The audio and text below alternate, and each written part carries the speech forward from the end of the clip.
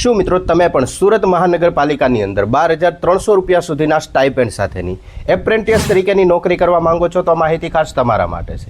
જે હા મિત્રો, આ માહિતીને તમારા મિત્રો સાથે શેર કરી રીલને સેવ જરૂર કરી લેજો, નહીંતર આવી યુઝફુલ માહિતી તમારાથી ગુમ થઈ જશે.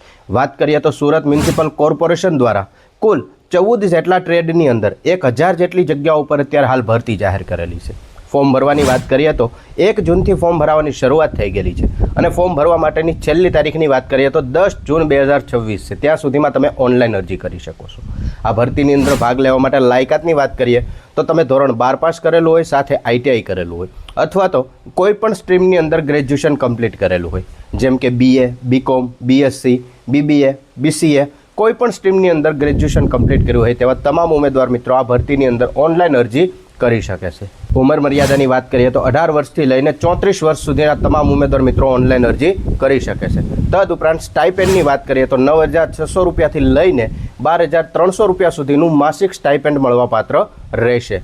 તો જે ઉમેદવાર મિત્રો ફોર્મ ભરવા માંગતા હોય તેવા તમામ ઉમેદવાર મિત્રો માટે એક ખાસ નોંધ છે, જે તમે અત્યારે સ્ક્રીન ઉપર જોઈ શકો છો. તેને સરખી રીતે વાંચી ઓનલાઈન અરજી તમે કરી શકો છો.